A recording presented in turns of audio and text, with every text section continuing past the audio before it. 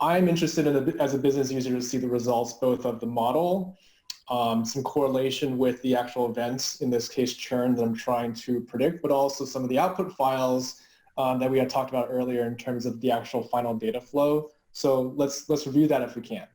Yeah, definitely. So let's go into the results of a prediction that's already been created and walk through from start to finish how this process works. Because as you mentioned, the first step is to create the features that then train your model.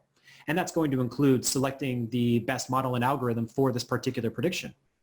And then obviously you need to use the result of that prediction, which is our per user conversion rates. And we want to then export those and maybe use those in a marketing campaign. Yep. So let's talk about both. And so the first place that I'll go is within pipeline discovery.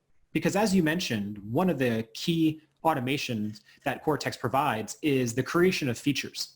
And this happens for every single pipeline that's created. So you can see here, we're creating features off the active days per each user, as well as for every single event that's being tracked. And it's not just that a user performed an action, it's how many times did that action happen over the last week, over the last 14 days, over the last 30 days. So each single event is going to create multiple different features. And what you're going to see in the pipeline discovery is a relative importance and impact for each of these features on this specific prediction. So a reminder, we're trying to predict churn.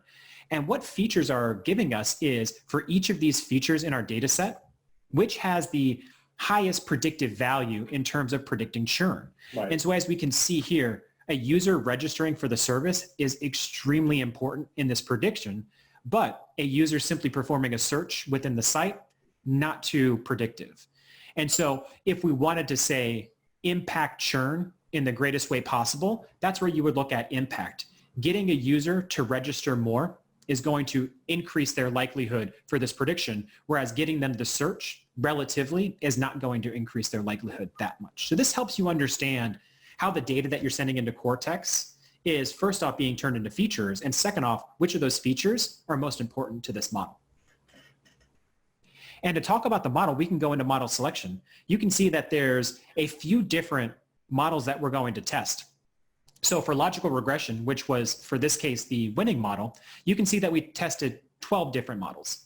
And really what that means is that every time you test a machine learning model, there's different settings that you can have, what we call hyperparameters to that model, that you can set before the training even happens. So we're going to do that automatically for you. We tested 12 different sets of hyperparameters for the logistical regression, specifically to find the one that has the highest predictive value.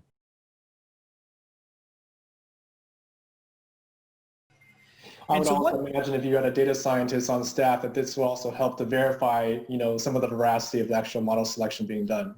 Absolutely. And for those more advanced users, maybe those ones who are more familiar with creating features, creating models, training algorithms, you can actually export the features being created by Vidora on a per user basis if you wanted to then feed those into your own models. Again, that's a more advanced use case. Typically, customers want to be able to create predictions through a WYSIWYG interface as you're seeing here. But that's absolutely an option and something that a lot of our customers take advantage of. And so what you're going to see here is we tested 49 different models. Each of those models is going to get a score. And what we're looking for specifically is a higher score, which means in our case, a higher predictive value. And that's how we chose logistical regression. And so if you look at our winning pipeline, we can see all of the data that went into it, including the winning model. But you also asked about how do I prove that these predictions are correct? Because what we did in training the model is we try to learn off past data.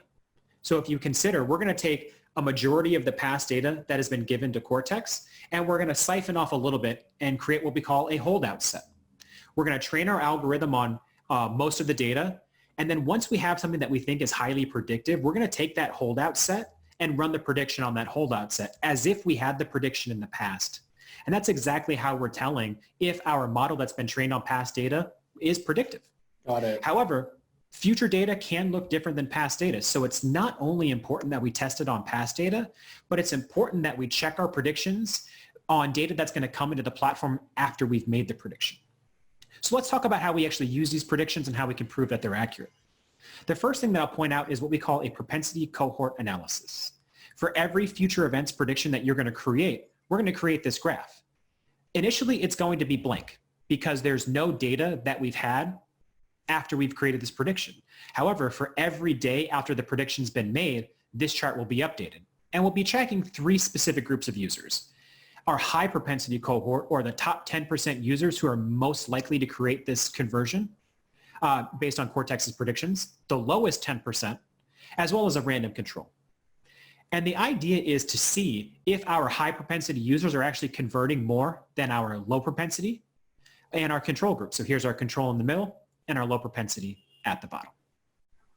And so that's just one way to ensure that the predictions that we made are actually accurate and representative of our users' behavior into the future.